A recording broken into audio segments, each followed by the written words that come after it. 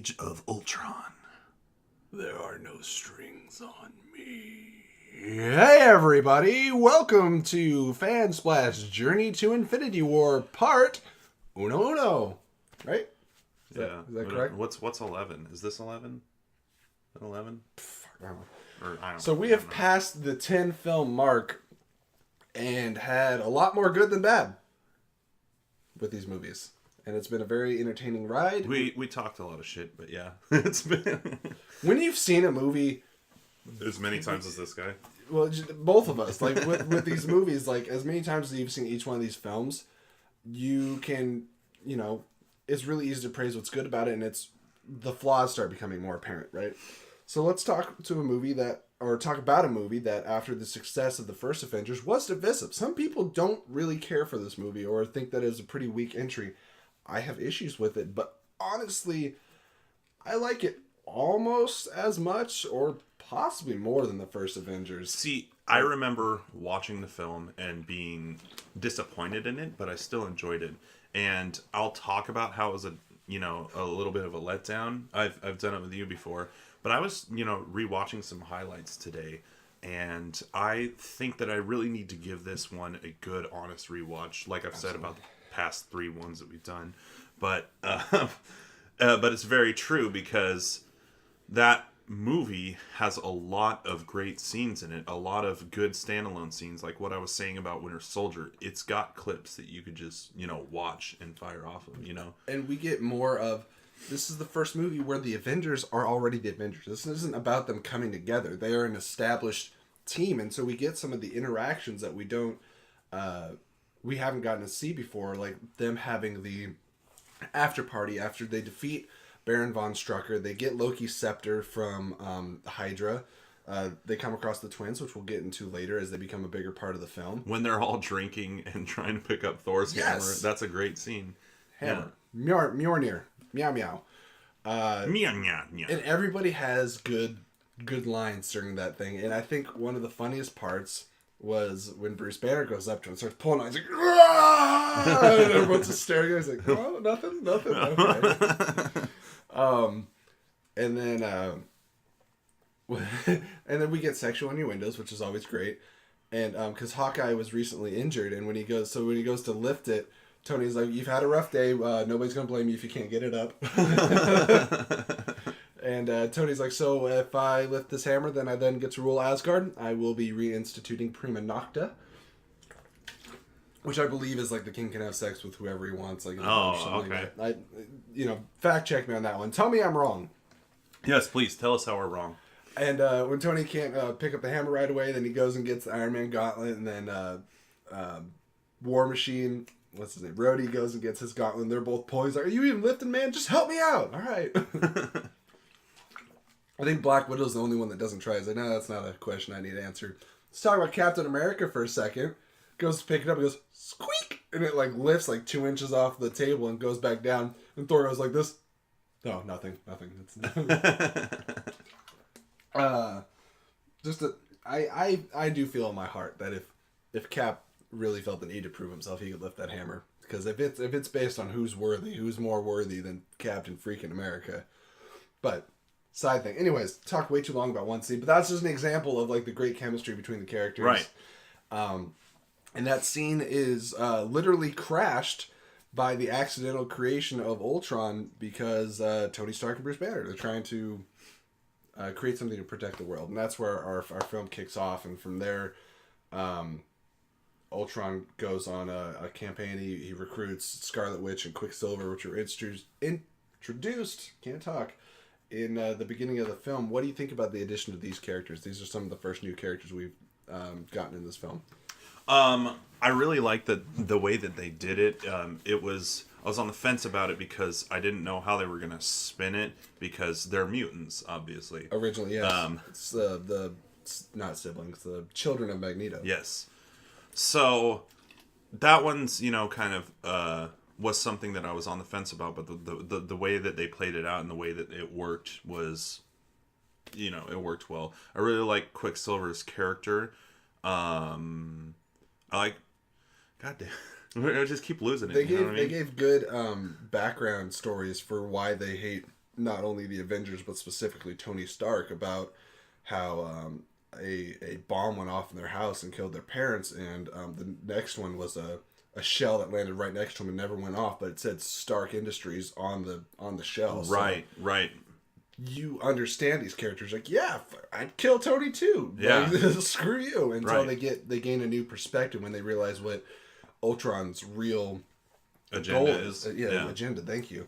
And Ultron gets the scepter, and you find out that the scepter, Loki's, was actually inside the orb thing that was in there is another Infinity Stone, and that is the Mind Stone. And he believes that, you know, his future is to create this new body out of some of the new technology that they have. And long story short, Vision gets created, and he was supposed to be a body for Ultron, but they get a hold of him, and we get introduced to one of my favorite characters, played by Paul Bettany. They got the guy that has been voice acting for Jarvis all these films to get to do some live action. Yeah, and he's really cool. He's able to lift Thor's hammer, so they trust him. That can we talk about how great of a scene that is? Like, for just a quick second. Sure. Where that was, I get excited during movies, obviously, but I definitely clapped during that scene when nobody can figure out if they can really trust Vision. And he's like, I understand that, but either way, we need to go. And he just hands Thor his hammer, and you're like, oh, yeah, holy shit. Because you had that whole setup in the beginning of the movie. Right. That's why you have the payoff of, oh, Vision, he's pure. Anyway, sorry, that's all I wanted to say about that. And then we obviously watched the Hulkbuster fight scene with Hulk, which is why everybody wanted to go see Age of Ultron. Everyone wanted to see the Hulkbuster. Yeah, it's a good scene. It's funny. The whole go to sleep thing. That was great. I liked the Quicksilver. I just watched these highlights, so it's more fresh in my mind. When Quicksilver's trying to evacuate the city, and then he runs in there with an AK. Yeah. It's got a lot of great scenes. Ultron felt, kind of underwhelming. Which is sad because they cast him so well. Mm-hmm. James Spader. Oh, James Spader can be cold and calculating and a great menacing voice. Let's make him crack 100 jokes. That's what didn't work. But But overall, the film I think was a good film, a good Avengers film. I like that we have, like, at the end of the film, you feel like you've got a new team, a new set of Avengers. You got, like, you literally do with more new characters. Yeah, they recruit, like, War Machine and Falcon and Scarlet Witch and everything, and then you have Vision. Avengers, and Vision. Yeah.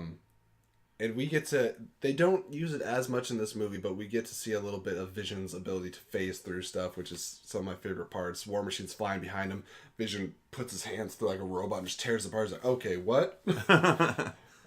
Yeah, and just the cinematics of it was great. I like the way they all came together, took down the bots, took down Ultron.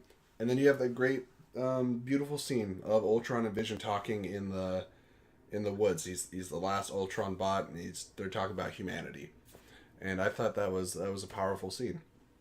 And then you have you're so naive. Well, I was born yesterday. So there's a lot to really appreciate in this movie. And if you've only seen it once or maybe even twice, I suggest go rewatch it again. Just kind of appreciate the movie for what it is, and like all the things that there are to like about the movie. It's not perfect, and we just have to get over that. How hard of a obstacle it was to try to beat the first Avengers. Oh, you can't just redo that. And from what I'm told, that experience was just horrible for Joss Whedon. Oh yeah, he almost died. Not really, but like he looked like death, I guess, every time he was interviewed. Yeah, so I mean, give the guy some credit. He gave us the Avengers, he gave us Age of Ultron, and it's fine. It's a good film. It is good. It's not Iron Man 3. Sorry. Jesse, a grizzle. Yeah, grizzle. Shizzle. Thank Izzle. You zizzle. Oh, God. Can I be more white, please? No. Yeah, so it's a great movie. Sorry to retread on anything about it, but it's just the studio put so much pressure on Joss. That's what I was trying to get to. They said, okay, well, we need to set up the next Thor movie. We need to set up Captain America Civil War. They wanted to set up the sequels and following films for each character in this movie. The first Avengers wasn't worried about that. It didn't set anything up. Just at the end of the movie, like, it's over, there will be more. Right. And then this time, they were trying to just shove a bunch of stuff in there. We get to meet Hawkeye's family and all that stuff. Thor goes... Linda Cardellini. I've never heard of a Thelma. Sorry. Deep cuts. But yeah, anyway, so it's not perfect. It's still a really good movie. Go watch it. Rip Quicksilver.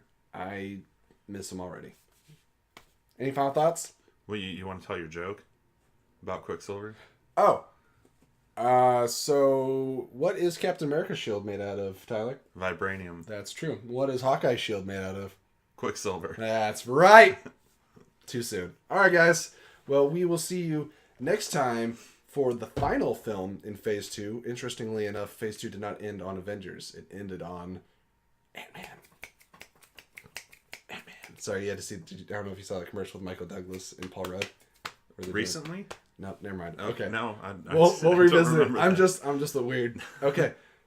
We don't have any That'll be Ant-Man number 12. shit. What? We don't have any Ant-Man shit. Well, there it is. Because apparently neither of us liked it enough to get stuff for it. Oh, dude, don't give him that. All right.